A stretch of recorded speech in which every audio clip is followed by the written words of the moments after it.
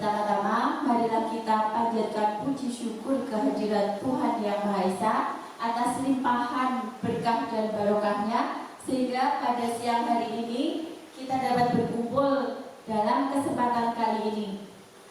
Dalam kesempatan ini, saya mengucapkan juga terima kasih atas kesediaan dari Bapak dan Ibu semua dalam rangka penyebaran pengalaman dan penerapan pemahaman budaya positif yang saya dapatkan dalam pelatihan CGB Angkatan ke-7.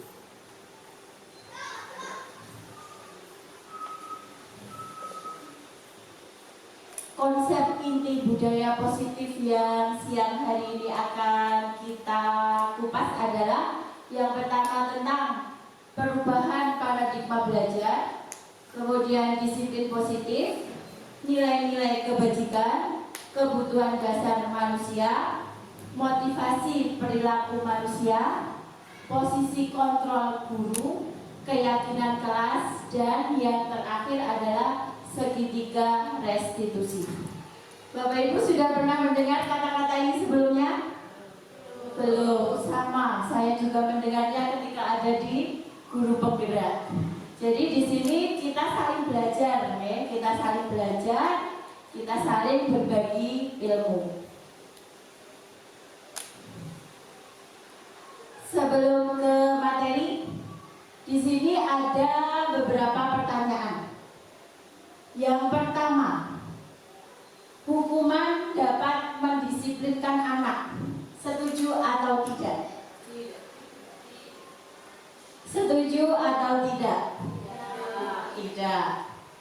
Yang kedua, pemberian hukuman dengan hal positif seperti membaca atau membersihkan halaman sekolah dapat meningkatkan disiplin anak.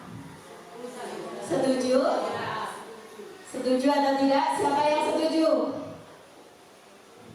Oh, semuanya setuju, ya. Dicatat ya, semuanya setuju. Yang ketiga, memberi penghargaan dapat meningkatkan motivasi belajar anak. Setuju atau tidak? Setuju. Sangat setuju? Setuju? Ya, kita lihat nanti ya.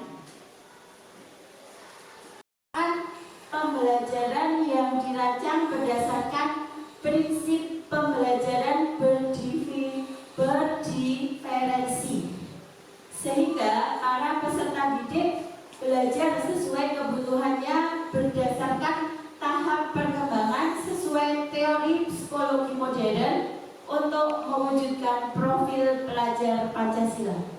Ada yang tahu apa arti berdiferensi? Belum ya. Di dalam ajaran Ki Hajar Dewantara itu mengajarkan bahwa masing-masing anak itu dilahirkan dengan keunikannya sendiri-sendiri. Masing-masing anak itu berbeda. Jadi sebuah pembelajaran itu harus berdiferensi, artinya seorang guru harus bisa melihat pembelajaran anak itu sesuai dengan kebutuhan anak. Jadi seharusnya sebuah pembelajaran di dalam kelas antara satu dengan anak yang lainnya itu berbeda sesuai dengan kebutuhannya masing-masing, ya. Itu yang dimaksud dengan berdiferensi. Kemudian menurut Ki Hajar Dewantara, mungkin Bapak Ibu guru sudah pernah mendengar tentang teacher center dan student center. Sudah? Sudah pernah? Ya. Kalau zaman dahulu, kalau pembelajaran dahulu, memang guru adalah sebagai pusat pembelajaran, ya, sebagai student center. Tetapi sekarang berpusat kepada murid, yaitu student center. Maaf ya, tadi pembelajaran guru itu adalah teacher center ya. Kemudian untuk sekarang ini pembelajaran harus berpusat kepada siswa, teacher center. Jadi yang aktif student center.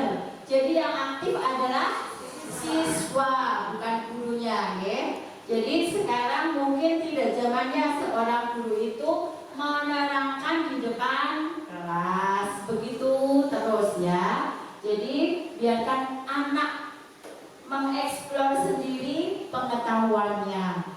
Bagaimana caranya? Bisa yang paling mudah itu adalah dengan cara tugas kelompok ya. Jadi dengan membagi anak-anak menjadi beberapa kelompok, kemudian membiarkan mereka mengeksplor pembelajaran hari itu. Nah, itu salah satu cara dalam menerapkan pembelajaran student center. Kemudian mungkin di sini profil pelajar Pancasila sudah sering mendengar ya. Ada berapa? Ada 6. Yang pertama adalah beriman, bertakwa kepada Tuhan Yang Maha Esa dan berakhlak mulia. Sudah jelas tujuan dari pembelajaran kita adalah membentuk anak yang beriman dan berbudi pekerti. Kemudian berkebinekaan global ya, karena Indonesia ini terdiri dari berbagai macam pulau, suku, bangsa, agama. Jadi pembelajaran berprofil pelajar Pancasila kebinekaan global itu memang sangat diperlukan. Kemudian bergotong royong. Di dalam profil pelajar Pancasila, bergotong royong tidak hanya membersihkan lingkungan saja, ya, tetapi mereka juga harus bekerja sama, berkolaborasi. Kemudian ada kreatif, kemudian mandiri dan bernalar kritis. Itu profil pelajar Pancasila yang menjadi tujuan terwujudnya siswa kita. Nah, sekarang di depan tadi sudah ada kertas. Nah, di kertas itu silahkan tulis benda atau sesuatu yang sangat berharga bagi bapak atau ibu. Satu orang saja yang menulis. Satu saja benda yang sangat berharga dari bapak atau ibu. Monggo. Satu saja ditulis dulu.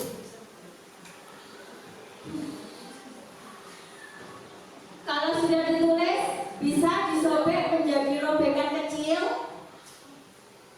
Kalau sudah ditulis, silahkan dirobek menjadi sobekan kecil ya. Ini dirobek menjadi sobekan kecil.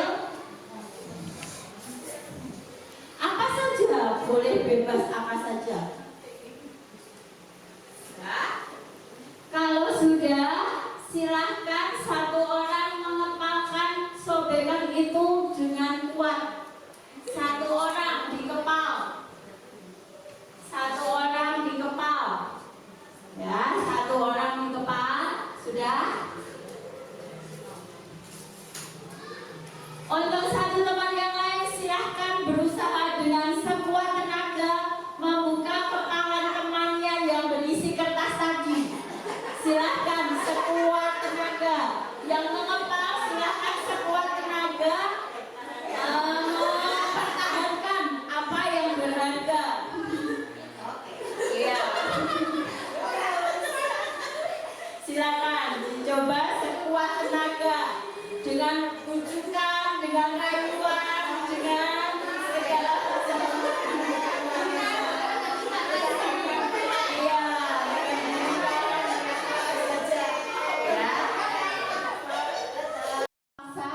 Berhak untuk memaksa anak. Nah, tidak ya.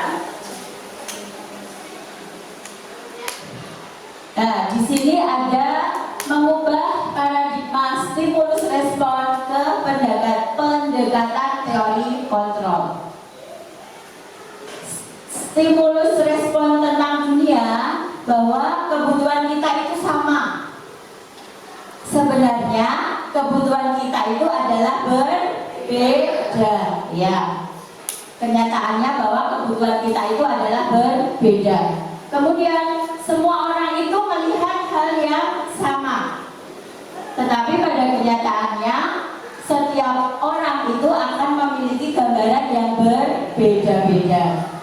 Kemudian kita mencoba mengubah orang agar berpandangan sama dengan kita, ya.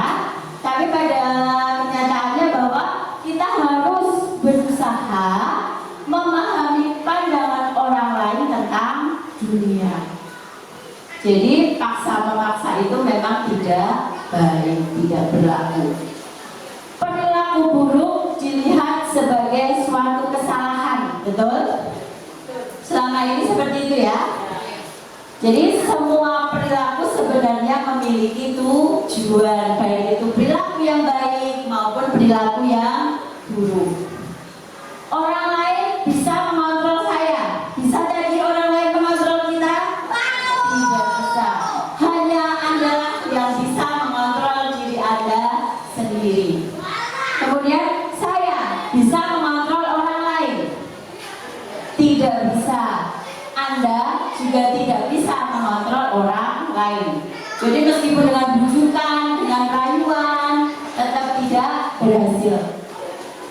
Pemaksaan ada saat bujukan datang, betul? Pemaksaan dan ada pada saat bujukan gagal. Iya.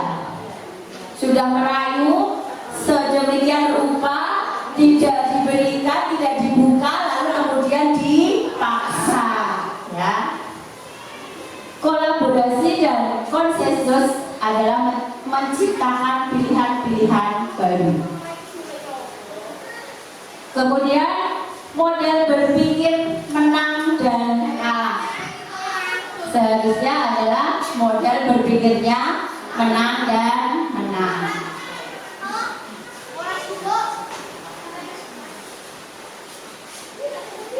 Nah, kita mulai ke materi disiplin positif. Apa yang ada di benak Bapak Ibu ketika mendengar kata disiplin? Taat peraturan, kepatuhan.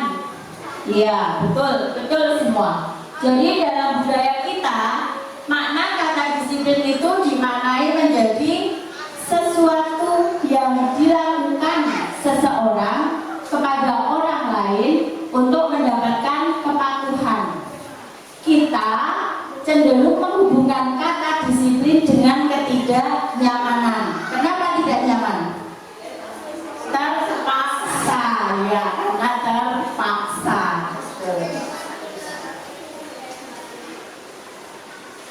Sebagai pendidik, tujuan kita adalah memiliki menciptakan anak-anak yang memiliki disiplin diri sehingga mereka bisa berperilaku dengan mengacu pada nilai-nilai kebajikan universal dan memiliki motivasi intrinsik, bukan motivasi ekstrinsik. Jadi motivasinya dari dalam diri sendiri, bukan dari luar. Disiplin positif merupakan salah satu cara penerapan disiplin yang bertujuan untuk menumbuhkan kesadaran serta memberdayakan anak untuk melakukan sesuatu tanpa sogokan, ancaman maupun hukuman. Nah, di sini ada nilai-nilai kebajikan. Sebenarnya nilai-nilai kebajikan itu banyak sekali. Intinya nilai-nilai kebajikan itu adalah nilai-nilai yang positif, yang baik. Jadi di sini nilai-nilai kebajikan adalah sifat positif manusia yang merupakan tujuan mulia yang ingin dicapai setiap individu. Nilai tersebut bersifat universal dan lintas bahasa, tidak mengenal suku, bangsa, agama maupun latar belakang. Di sini saya mengambil contoh nilai kebajikan dari 3 institusi atau organisasi saja. Sebenarnya banyak ya nilai kebajikan dari tiap-tiap organisasi itu ada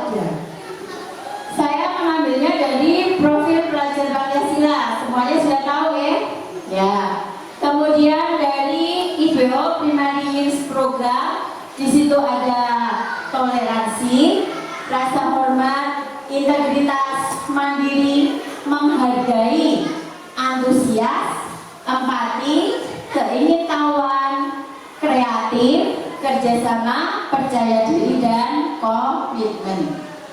Kemudian dari organisasi keterampilan hidup atau life skill, ada nilai-nilai kebajikan yang dapat dipercaya, kemudian lurus hati, pendengar yang aktif, tidak merendahkan orang lain, dan memberikan yang terbaik dari diri. Itu contoh-contoh nilai-nilai kebajikan. Umumnya ya, untuk kebutuhan bertahan hidup itu ada makanan, pakaian, tempat tinggal, keamanan, dan kesehatan. Kemudian kasih sayang dan rasa diterima. Itu juga kebutuhan murid ketika di sekolah, ya, ketika di sekolah ada rasa diterima, rasa dipedulikan, berbagi, kemudian rasa kerjasama, juga menjadi bagian dalam kelompok.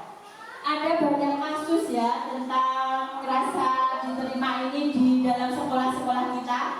Mungkin ada muridnya yang berkelompok, kalau sama dia tidak mau, kalau sama dia tidak mau, nah seperti itu. Itu adalah berarti kebutuhan dari muridnya tidak terpenuhi.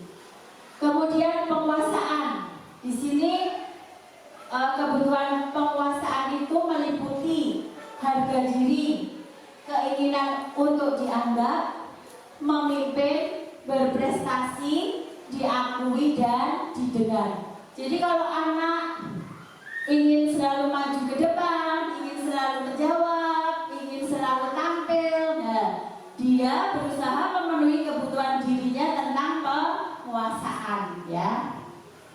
Lalu kebebasan. Kebebasan di sini meliputi mandiri, memiliki pilihan, mencoba hal baru, dan mampu mengendalikan arah dirinya. Dan yang terakhir adalah kesenangan. Nah, ini yang selalu kita lihat pada murid-murid kita ya.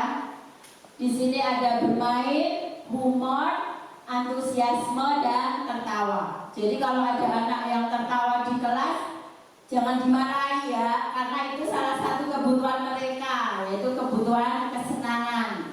Demikian juga seorang guru harus bisa menciptakan suasana bermain dalam belajar atau belajar dalam bermain. Bermain dalam belajar ya. Jadi ada permainan di dalam pembelajaran.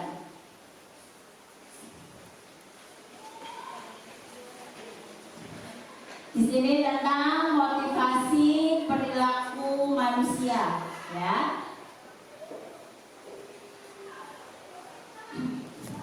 Motivasi merupakan dorongan yang tumbuh pada seseorang secara sadar atau tidak sadar untuk melakukan suatu tindakan dengan tujuan tertentu. Motivasi yang pertama biasanya dilakukan untuk menghindari ketidaknyamanan dan hukuman. Di sini dicontohkan murid melakukan disiplin diri karena ia takut dihukum. Nah, takut dihukum berarti itu merupakan motivasi ekstrinsik dari luar, ya, karena masih takut, ada rasa takut mendapat hukuman. Yang kedua adalah mendapatkan imbalan atau penghargaan dari orang lain. Di sini murid melakukan disiplin diri karena ia ingin mendapatkan imbalan. Nah, ini masih sering terjadi ya di sekolah-sekolah kita. Nah, ini juga merupakan salah satu motivasi ekstrinsik yang dari luar. Kemudian yang ketiga adalah menghargai nilai-nilai kebajikan diri sendiri, di mana murid melakukan disiplin diri karena sadar akan nilai kebajikan dirinya. Inilah yang merupakan motivasi intrinsik yang menjadi tujuan utama dari disiplin positif. Jadi anak itu melakukannya benar-benar berasal dari hati, dari dirinya. Nah, sekarang tadi kita di pertanyaan awal tadi tentang hukuman dan motivasi. Konsep disiplin dengan identitas gagal, salah satunya adalah hukuman. Kenapa itu termasuk identitas gagal? Karena yang pertama tentu saja akan menyakitkan. Yang kedua akan timbul rasa tidak nyaman, ketidaknyamanan. Kemudian murid merasa takut, lalu bersifatnya memaksa. Kemudian murid akan menyembunyikan kesalahannya, boten ngaku ya. Dan yang terakhir adalah murid akan menjadi rendah diri. Untuk selanjutnya, nah, penghargaan. Bagaimana dengan penghargaan? Ternyata penghargaan itu termasuk konsep disiplin dengan identitas gagal ya. Jadi kita selama ini mungkin sedikit salah mengartikan tentang penghargaan ya. Ternyata penghargaan itu juga memiliki sisi negatif. Yang pertama, itu tidak efektif. Kenapa? Karena anak melakukannya ada imbalannya ya, ada imbalannya karena ingin mendapatkan sesuatu. Kemudian akan merusak hubungan. Teman yang tidak mendapatkan penghargaan, tidak mendapatkan hadiah, akan timbul rasa iri ya, akan timbul rasa iri.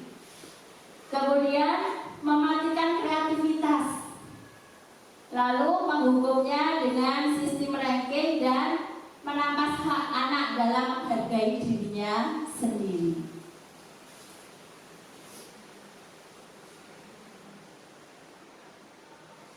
Kemudian apa sih yang masuk dalam konsep disiplin dengan identitas sukses? Ya, yang pertama adalah tentang konsekuensi ya. Konsekuensi itu termasuk ke dalam identitas sukses karena bisa menguatkannya meskipun hanya dalam waktu jangka yang pendek.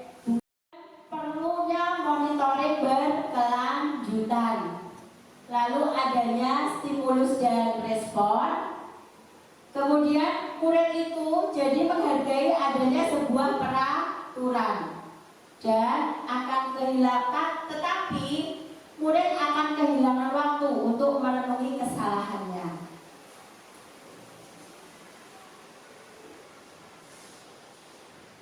Nah, ini yang kita pelajari selanjutnya. Sudah mendengar restitusi? Sudah pernah mendengar? Belum? Iya, saya juga mendengarnya ketika ada di CDP ini. Ternyata inilah langkah-langkah yang seharusnya kita ambil ketika anak itu melakukan kesalahan, yaitu dengan restitusi. Kenapa itu termasuk identitas sukses? Karena murid itu bertanggung jawab dengan perilakunya. Kemudian di dalam restitusi ada fokus dalam pemecahan masalah. Itu pun dalam jangka panjang. Kemudian murid jadi menghormati dirinya dan orang lain. Lalu adanya teori kontrol. Dirinya memegang kontrol dirinya sendiri dan murid akan bersemangat memperbaiki kesalahannya. Masih semangat Bapak Ibu? Masih agak-agak mengantuk ya. Nah, kita akan membicarakan tentang restitusi ya. Di sini ada konsep disiplin pendekatan restitusi. Restitusi itu adalah sebuah cara menanamkan disiplin positif kepada murid. Pengertiannya, restitusi itu merupakan proses menciptakan kondisi bagi murid untuk memperbaiki kesalahan mereka sehingga mereka kembali pada kelompok mereka dengan karakter yang lebih kuat. Ciri-ciri restitusi yang pertama, bukan menebus kesalahan, ya. Jadi tidak ada hukuman, bukan menebus kesalahan, tapi belajar dari kesalahan. Kemudian memperbaiki hubungan, tidak berupa tawaran, juga bukan paksaan, ya. Kemudian menuntun untuk melihat ke dalam diri, lalu mencari kebutuhan dasar yang mendasari tindakannya, dan fokus pada karakter, bukan tindakan menguatkan maupun fokus pada solusi. Nanti kalau sudah ada contohnya akan semakin paham apa itu restitusi. Sebelum kita ke contoh restitusi, nah di sini untuk Bapak Ibu guru, 5 posisi kontrol guru. Kira-kira Bapak Ibu guru ada di bagian mana? Ada di bagian mana?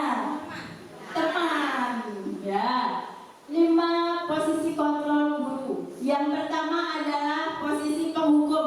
Pernah di posisi ini? Sering, ya? Sekali-kali. Kemudian yang kedua, pembuat rasa bersalah. Yang ketiga adalah posisi kontrol guru sebagai teman. Yang keempat, posisi kontrol guru sebagai pemantau.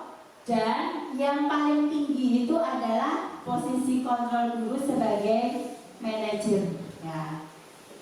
Kita akan kupas satu persatu. Nah, di sini ada contoh penerapan 5 posisi kontrol guru. Contoh kasusnya adalah siswa tidak memakai atribut lengkap saat upacara bendera. Sering terjadi, ya? Yang dilakukan apa? Balik sendiri. Berarti itu termasuk yang mana, Bu? Termasuk yang mana?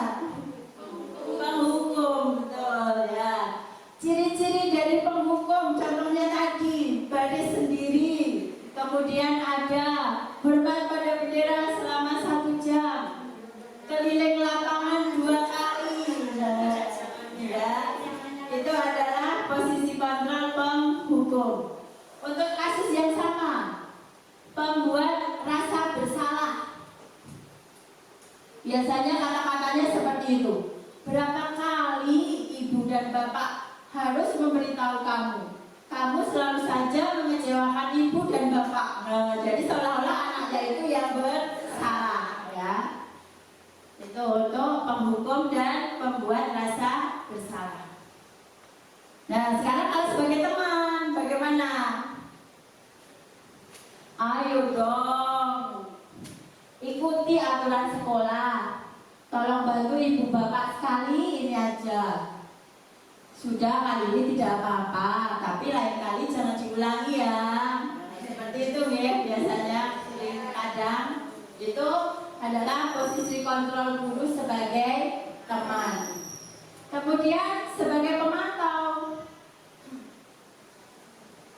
kamu sudah melanggar peraturan sekolah, kamu tahu konsekuensinya, kan? Nah, ciri-ciri pemantau dia biasanya hubungannya dengan konsekuensi, ya. Setelah upacara, kamu beli atributnya ke koperasi sekolah dan jangan diulangi lagi.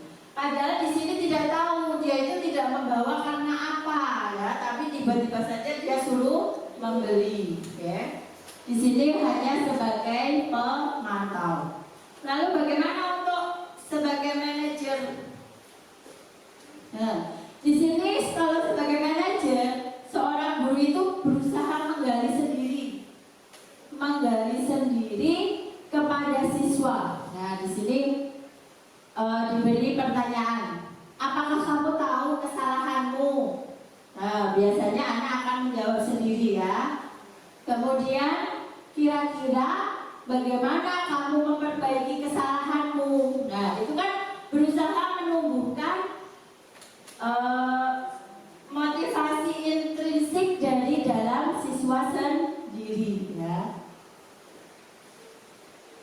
Sudah paham belum tentang posisi kontrol guru?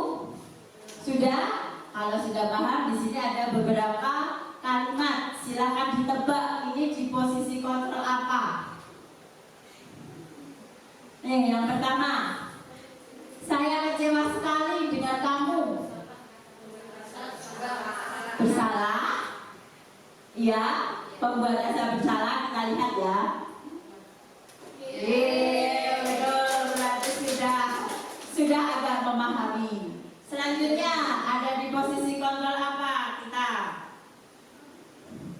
Kamu tidak pernah benar dalam melakukannya.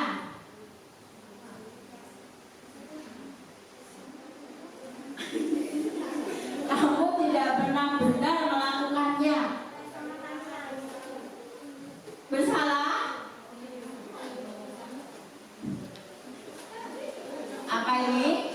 Yang keras. Saya yang punya pendapat lain. Yang keras. Penghukum. Ada penghukum, ada merasa bersalah. Apa lagi? Sudah? Apa jawabnya? Penghukum, pemantau, apa lagi? Coba kita lihat. Ada di posisi kontrol apa? Terat. Ya, penghukum ya.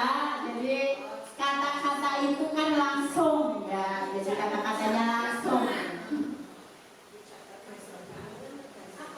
Apa rencanamu untuk menyelesaikan masalah ini? Manajer pintar-pintar. Ya, di sini adalah posisi manajer karena di sini menggali sendiri motivasi dari dalam diri siswa. Ayolah, lakukan ini dulu, Bapak dong, teman. Sudah pintar ya? Iya, sebagai posisi kontrol sebagai teman. Kemudian ini yang terakhir. Kamu tidak pernah mendapat nilai jika tidak mengerjakan tugas. Kamu tidak pernah mendapatkan nilai jika tidak mengerjakan tugas. Penghukum, pemantau, apa berdiri? Kenapa kelihatannya masih ragu-ragu? Ragu antara apa sama apa? Pemantau dan penghukum. Ciri-ciri pemantau tadi apa? Ada apa? Tidak mengetahui alasan atau ada konsekuensinya. Jadi dia tidak akan mendapatkan nilai kalau dia tidak mengerjakan tugas. Berarti ini apa? Kita lihat dulu.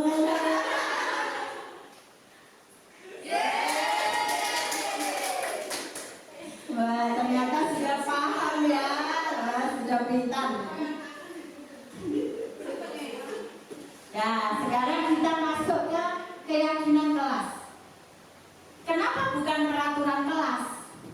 Kenapa keyakinan kelas? Ada yang bisa bantu menjawab? Peraturan memaksa. Kalau keyakinan? Tumbuh dari diri sendiri. Ya. Misalnya contohnya apa? Ketika berkendaraan memakai helm.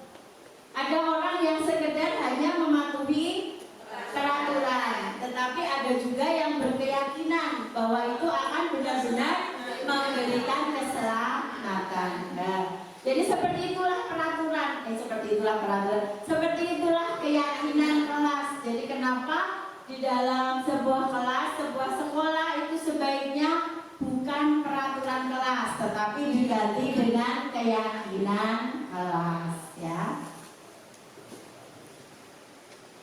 Nah, bagaimana cara-cara pembentukan keyakinan kelas? Biarkan anak-anak sendiri yang memilih, ya. Jadi anak-anak sendiri yang memilih. Pertama, berdiskusi dulu tentang peraturan.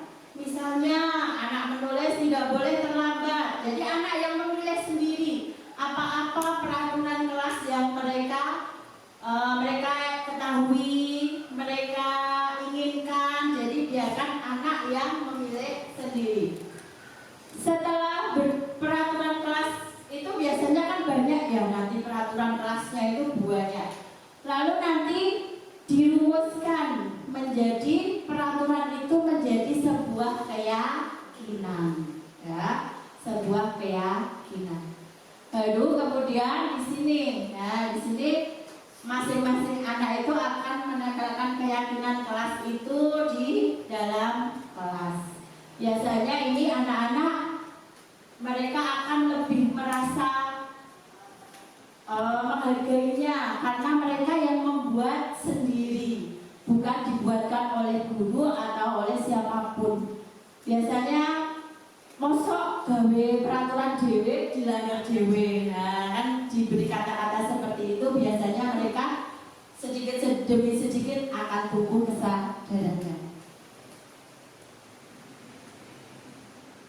Nah, bagaimana pembentukan keyakinan kelas itu? Yang pertama, lebih abstrak peraturannya. Di sini contohnya kalau di TK itu ada kata-kata saling menyayangi. Nah, itu bisa berarti tidak boleh bertengkar, tidak boleh saling mengejek. Nah, kata-katanya dibuat sedikit halus seperti itu, ya. Kemudian berupa pertanyaan universal, dibuatnya dalam bentuk kalimat positif. Kemudian sedikit saja, tidak perlu banyak-banyak agar mudah diingat. Lalu sesuai dengan kondisi sekolah dan kelasnya masing-masing, ya, sehingga mudah diterapkan. Tidak boleh mencontoh dari keyakinan kelas sekolah lain, nah, karena muridnya juga keadaannya akan berbeda. Lalu semua warga kelas maupun sekolah itu harus dilibatkan dalam pembuatannya.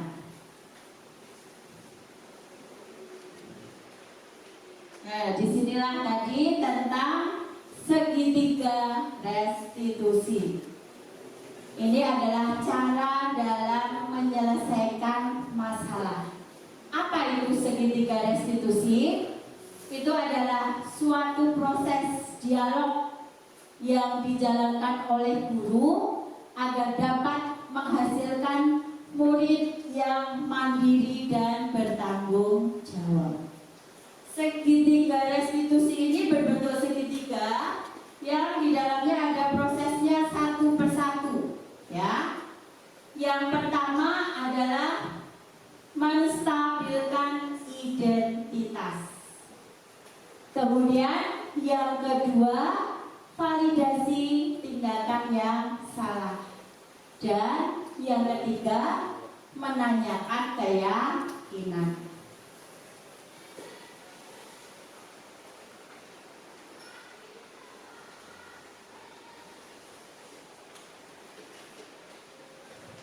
Yang pertama kita bahas adalah menstabilkan identitas. Di sini berdasarkan prinsip membuat kesalahan adalah bagian dari proses pembelajaran. Kata-kata ciri dalam menstabilkan identitas biasanya berbuat salah itu wajar. Nah, ada kata-kata seperti itu. Jadi anaknya tidak merasa terhukumi, tidak merasa terhukum, ya. Kemudian tidak ada manusia yang sempurna. Semuanya pasti pernah berbuat kesalahan. Lalu kemudian kata selanjutnya adalah ibu bapak juga pernah melakukan itu. Kemudian ada ibu bapak tidak mau mencari siapa yang salah, tapi ingin mencari solusi dari permasalahan ini. Nah, itu awal-awal untuk menstabilkan identitas. Begitu juga untuk kamu berhak merasa begitu.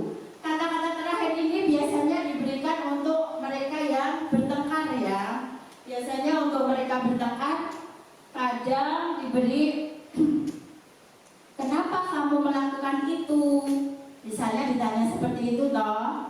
Kemudian dijawab, dia mengejek, misalnya mengejek bapak saya, toh. Seperti itu lah. Bapak Ibu guru bisa menjawab, kamu berhak merasa seperti itu karena bapak adalah seseorang yang berharga bagi kamu. Nah, bisa dengan seperti itu. Jadi anak tidak merasa bersalah, tetapi diharapkan muncul motivasi merasa bersalah itu dari dalam diri sendiri. Ini untuk menstabilkan identitas. Kemudian langkah selanjutnya dalam segitiga restitusi tadi adalah validasi tindakan yang salah. Di sini dilakukan berdasarkan prinsip setiap perilaku berupaya memenuhi suatu kebutuhan tertentu. Kata-katanya biasanya, kami pasti punya alasan mengapa melakukan hal itu. Nah, jadi kan misalnya anak yang terlambat, itu pasti dia punya alasan kenapa hari itu dia terlambat. Kemudian, padahal kamu bisa melakukan yang lebih buruk dari ini ya. Nah, itu juga bisa dilakukan. Kamu patut bangga karena telah melindungi sesuatu yang penting buatmu. Kemudian bisa juga dengan kamu melakukannya karena mempertahankan sesuatu yang penting bagimu. Nah, itu akan membuat anak lebih merasa mengenal mungkin ya. Kemudian langkah yang terakhir adalah menanyakan keyakinan. Nah, menanyakan keyakinan di sini dibuat berdasarkan prinsip teori kontrol bahwa pada dasarnya kita semua itu punya motivasi intrinsik. Nah, di sini kita berusaha menumbuhkan siswa untuk melihat keyakinannya sendiri dari kesalahan yang telah dia buat. Bisa dengan pertanyaan, apa keyakinan kelas kita yang telah kamu langgar? Bisa seperti itu. Kemudian nilai-nilai apa yang sudah disepakati bersama? Kemudian seperti apa gambaran kelas yang ideal menurut kamu? Lalu bisa juga dengan kamu ingin menjadi orang yang seperti apa? Nah, ini ada di sini ada contoh penerapan segitiga restitusi.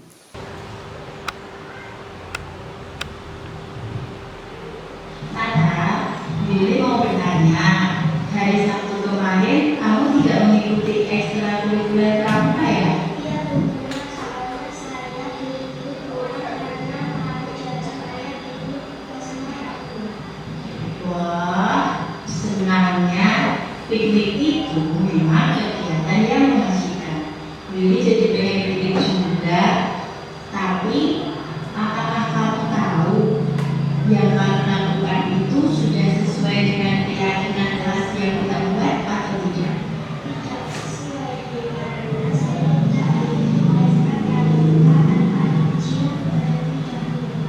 Nah, kita kan punya keyakinan sekolah yang sudah kita sepakati.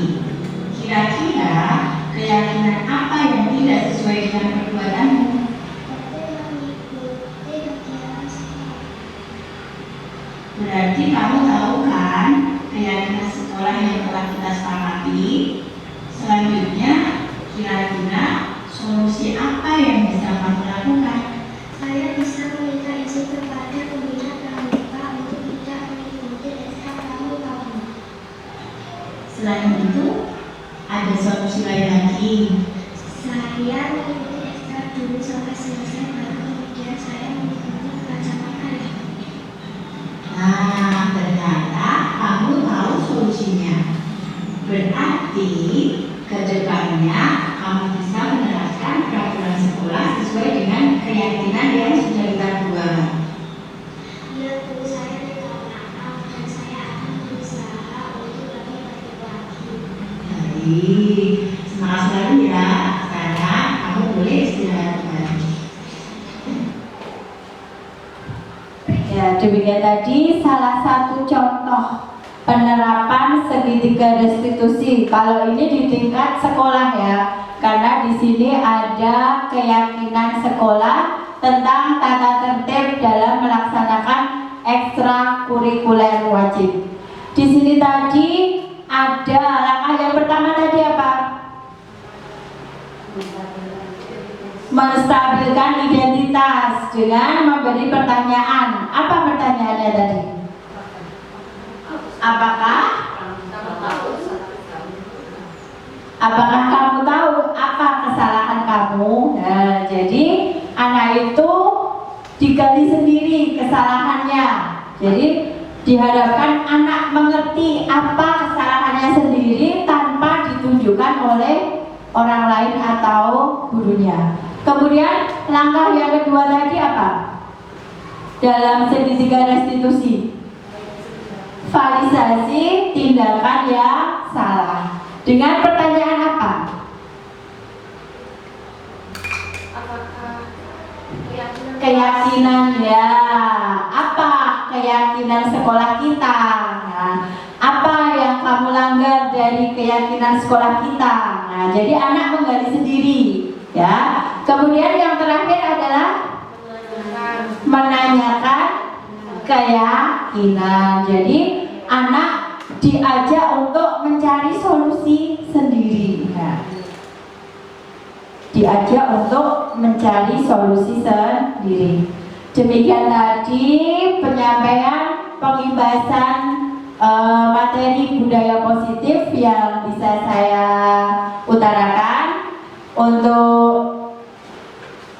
di sini ada sebuah kata-kata. Nah, di sini diambil dari buku Standar Nasional Pendidikan. Dalam penerapan program disiplin positif, hendaknya guru memiliki standar kepribadian profesional dan sosial yang baik, di mana guru mampu berefleksi pada posisi kontrolnya saat ini.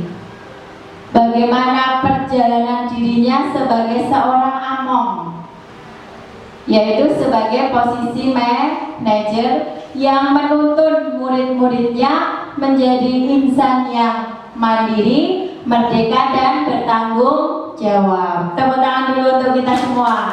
Nah, demikian penyampaian materi dari saya. Kurang lebihnya mohon maaf. Kemudian dilanjutkan dengan mungkin ada pertanyaan dari Bapak Ibu sekalian. Kami persilakan, ya, monggo.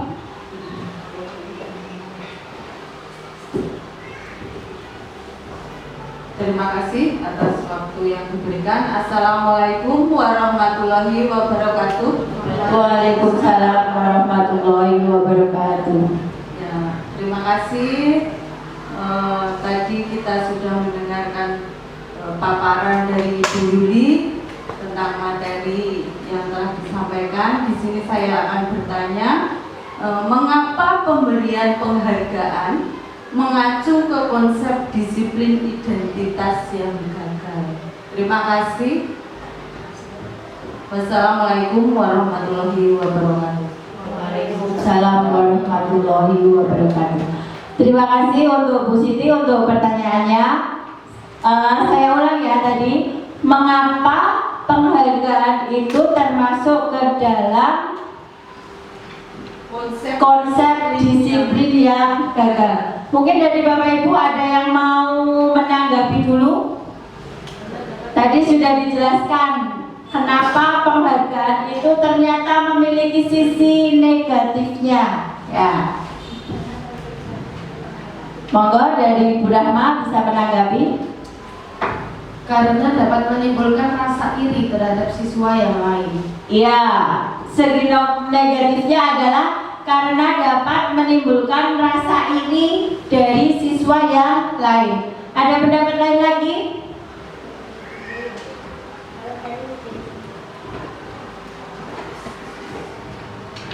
Monggo Bu Nini. Dari ciri-ciri bagi siswa itu, kalau tidak diberi penghargaan, otomatis anak itu tidak mau berubah, tidak mau berbuat yang lebih bagus. Iya, berarti tadi motivasinya masih motivasi ekstrinsik ya, masih motivasi dari luar, belum motivasi dari dalam. Kemudian anak juga kehilangan cara untuk menghargai dirinya sendiri.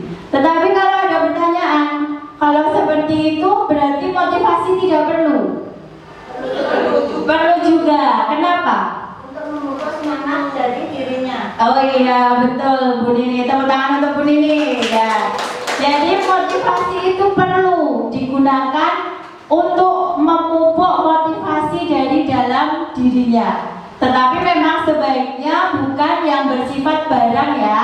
Jadi motivasi verbal berupa kata-kata dukungan atau kata-kata positif ya. Itu lebih mengena daripada penghargaan itu sebuah barang. Karena kalau penghargaan terlalu terbiasa memberikan penghargaan dengan barang, anak juga lama-kelamaan akan bersifat apa?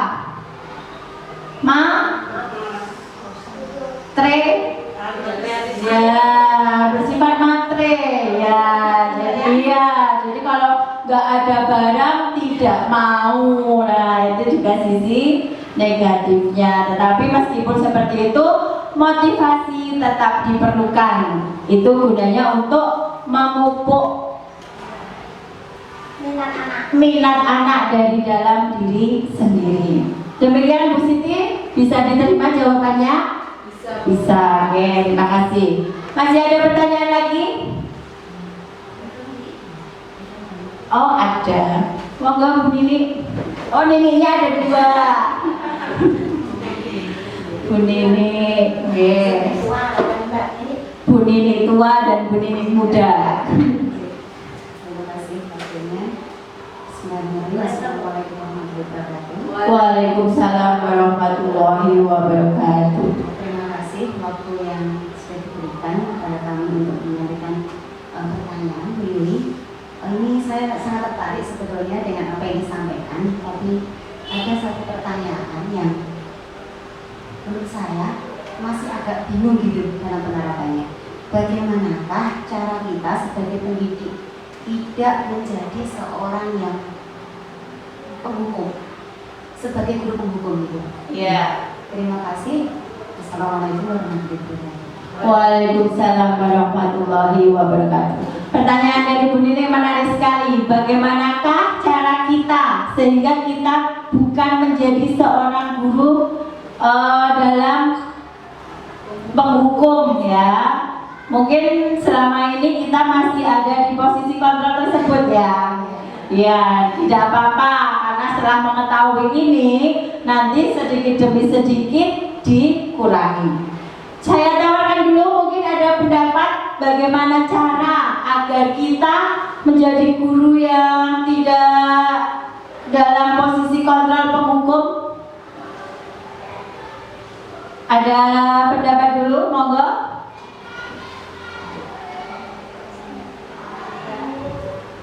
Monggo Bu Nini. Diberi kesempatan Sebentar Bu Nini. Kalau menurut saya ya Bu, anak itu diberi kesempatan untuk berubah 1 kali, 2 kali, 3. Misalnya anak itu berbuat sesuatu, terus kita jangan menghukum langsung, diberi pengarahan, terus besoknya lagi dilihat, besoknya lagi dilihat. Kalau sudah beberapa kali belum ada perubahan, nanti kita baru memberi beban untuk siswa itu tanggung jawab yang lebih sesuai dengan perbuatannya. Iya, terima kasih Bu Nini. Nah, ada tambahan lagi mungkin? Belum ada? Ya. Di sini di dalam kata-kata ini, apa kata yang menarik? Apa kata yang ditandai? Among. Among artinya apa? Bukan. Among artinya apa? Kita bisa mengingat Iya, menuntun, ngomong. Iya, menuntun, ngomong. Jadi memahami karakter anak di Iya. Sudah sesuai dengan kepribadian masing-masing. Iya betul. Jadi ini menurut Ki Hajar Dewantara, seorang guru itu adalah among, ya. Seorang guru itu adalah among. Artinya apa? Tugasnya bukan hanya mengajar saja, tetapi juga harus mendidik. Mendidik dalam hal ini adalah menuntun anak-anak, ya, menuntun anak-anak bukan hanya di dalam pembelajaran, tetapi menuntun anak-anak sampai nanti mereka siap ke dunia masyarakat, ya. Hubungannya dengan penghukum apa? Nah, kita sebagai guru memang diharuskan pada posisi apa? Kontrol apa sebagai seorang guru yang tertinggi? Manajer, ya. Jadi kita memang diharuskan ada di posisi kontrol manajer. Bagaimana caranya kita tidak ada di posisi kontrol penghukum? Nah, sebagai seorang guru kita memang harus mempunyai hati yang luas dan sabar. Kunci utamanya adalah sabar, ya. Jadi jangan langsung menghakimi anak. Jangan langsung menghakimi anak dengan kesalahan yang mereka buat, dengan memberikan mereka sesuatu konsekuensi atas perbuatan apa yang mereka lakukan, ya. Bisa kita naik perlahan-lahan, ya. Kita hari ini sudah bisa sabar, tidak menghukum anak. Kita naik ke level ke posisi kontrol teman, ya. Naik ke posisi kontrol teman biasanya, tetapi jangan sampai posisi kontrol teman itu terlalu berlebihan, ya. Karena jika berlebihan malah nantinya anak itu akan tidak menghargai kita. Jadi sewajarnya saja. Setelah naik ke posisi teman, kita naik lagi levelnya ke posisi pemantau dulu, ya. Bisa ke pemantau dulu, baru insya Allah pelan-pelan, dengan pelan-pelan kita menjadi di dalam posisi manajer. Nah, anak-anak itu pada dasarnya memang dilahirkan unik, berbeda satu dengan yang lainnya. Itulah kenyataan yang harus diterima oleh semua guru, ya. Mungkin itu Bu Nini.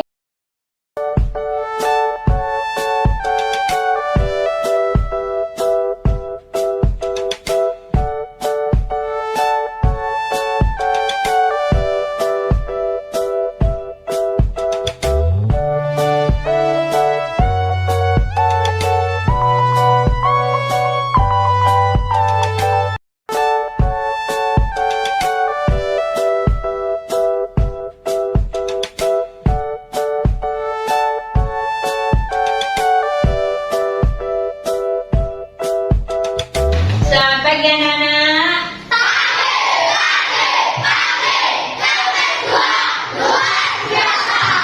Luar biasa. Nah, hari ini kita akan membentuk keyakinan kelas di kelas kita.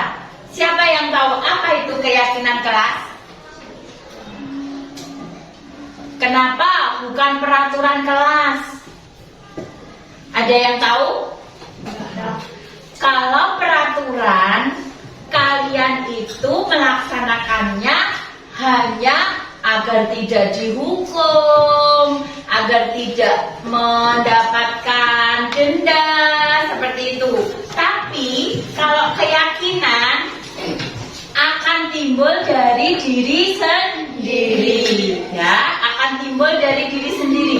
Misalnya, kamu pakai helm untuk mematuhi peraturan, atau yakin kalau pakai helm itu demi keselamatan? Apa? Yakin atau demi peraturan? Yakin. Nah, Seperti itulah keyakinan kelas. Jadi hal yang kamu yakini, ya, hal yang kamu yakini. Kita membentuk keyakinan kelas bersama-sama, ya. Kita bentuk bersama-sama. Ini merupakan kesepakatan kita. Jadi juga harus kita patuhi bersama-sama. Sebelum ke keyakinan kelas, nah, ada beberapa pertanyaan dari Bu Guru. Coba sebelum melangkah ke pertanyaan, tepuk semangat.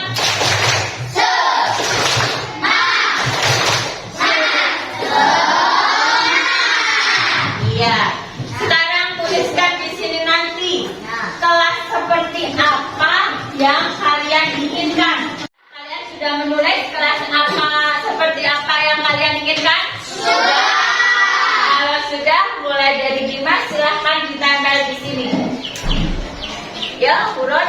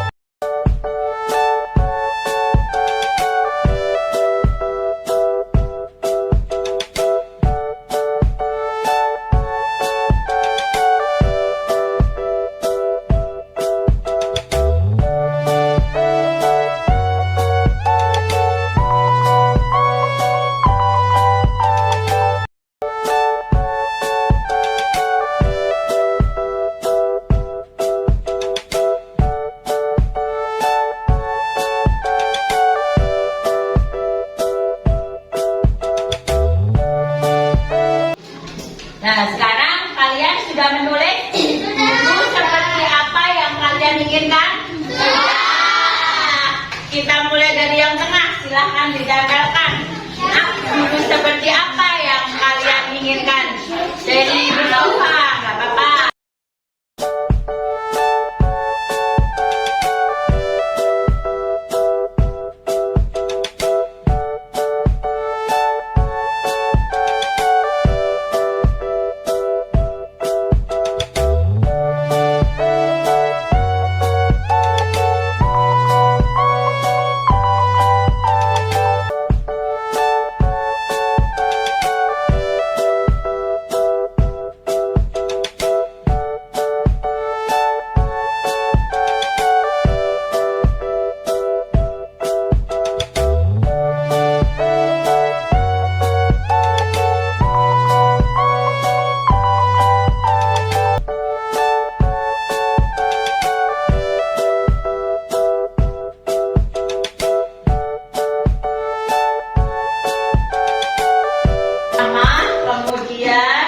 Seperti yang bisa diajak bercanda, kemudian baik perhatian, ramah tidak galak, baik bisa diajak bercanda, guru yang baik, sopan santun, kreatif, kemudian ada guruku bisa mengajariku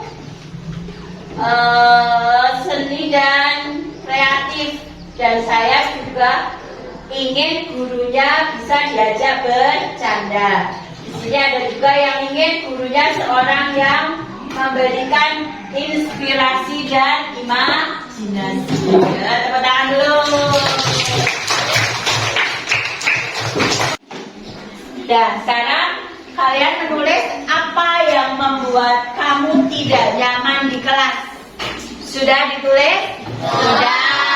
Kita mulai dari kelompoknya Wibi, silakan ditempelkan.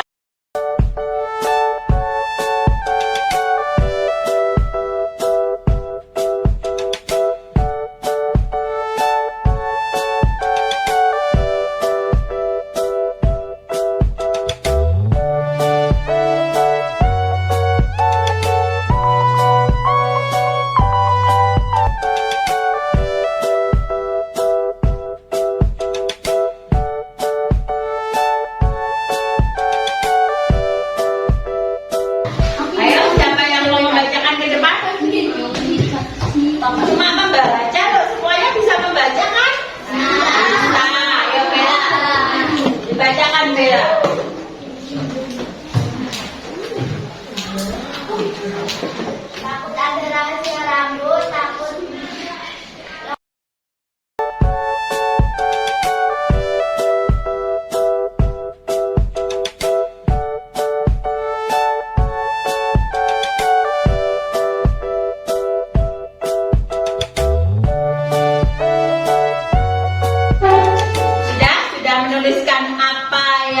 kiranya bisa membuat kelas kita nyaman, kelas kita bersih, kelas kita rapi, seperti yang kalian inginkan sudah?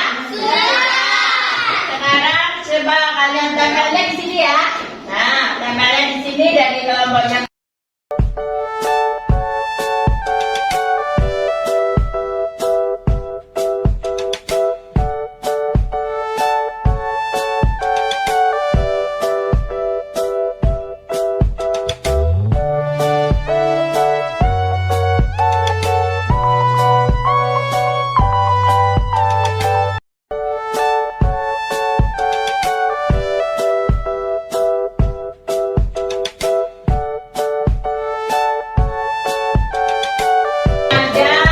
Beberapa alternatif yang bisa kita lakukan untuk membuat kelas kita menjadi nyaman ya. Ada tidak dipuli, tidak boleh bicara kotor, membuang sampah pada tempatnya, piket kelas, kemudian bersikap baik di kelas, harus tetap rukun. Kemudian piket sesuai jadwal, tidak ditutup, kelas ini menjadi bersih, tidak ada puli, kemudian membuang sampah sembarangan, kemudian ya membuang sampah sembarangan, membuang sampah di tempatnya, atau tidak membuang sampah sembarangan ya. Tepuk tangan dulu buat kita. Agak lega gak bisa mengeluarkan apa yang kalian inginkan? Hah? Sudah lega? Ada yang belum? Sudah? Nah, jadi yang kalian tulis ini, mari kita buat kesepakatan bersama. Mari kita simpulkan kesepakatan kelas kita, oke? Oke.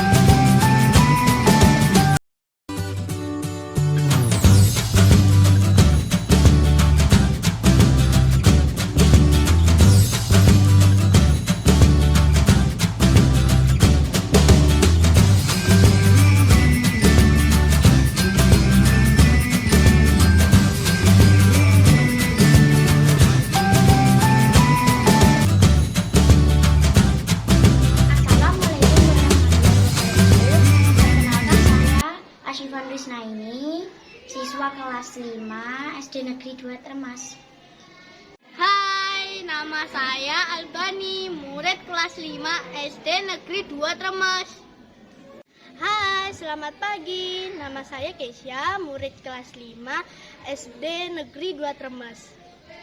Halo, nama saya Bella, murid dari kelas 5 SD Negeri 2 Tremas.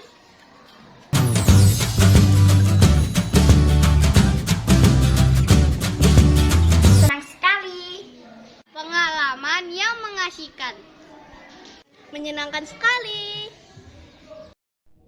Seru sekali.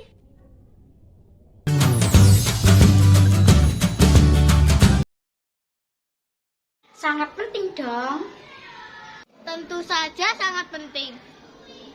Wah, sangat penting dong. Sangat penting dong.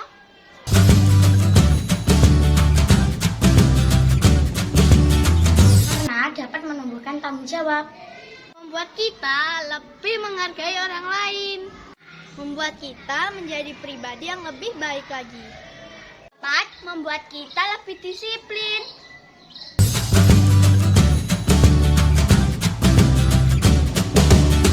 Selamat pagi Bapak Guru, Ibu Guru yang hebat. Perkenalkan, nama saya Teresia Setiawati. Saya Kepala Sekolah SDN 2 Tremes. Setelah saya mengikuti kegiatan diseminasi tentang budaya positif yang dipaparkan oleh guru kami, guru hebat kami, Ibu Yuli Sri Untari, peserta CGP Angkatan ke-7, saya mengapresiasi penerapan budaya positif ini karena budaya positif ini memang harus terus-menerus ditumbuhkan di sekolah untuk menciptakan lingkungan yang aman, nyaman, dan kondusif untuk menunjang keberhasilan pembelajaran. Dalam upaya menumbuhkan budaya positif ini, peran serta guru dan tenaga kependidikan sangatlah penting. Tujuannya adalah menumbuhkan lingkungan sekolah yang mengedepankan nilai-nilai kebajikan universal yang sesuai dengan tujuan profil pelajar Pancasila. Guru bergerak Indonesia maju. Terima kasih.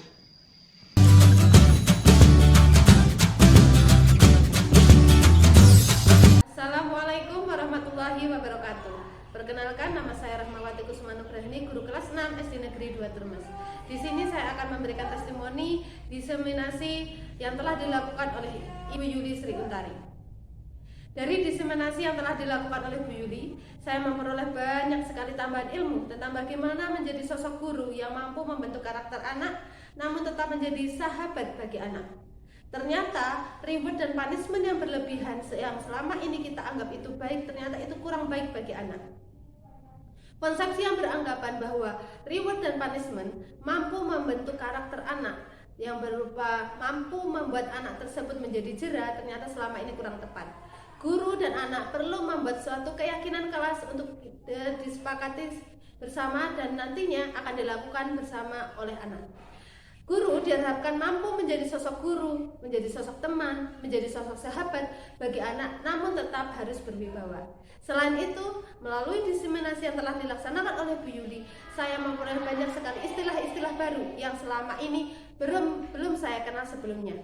Melalui diseminasi ini, banyak ilmu yang bermanfaat yang saya dapatkan dan perlu saya terapkan di kelas saya. Terima kasih dan sukses selalu.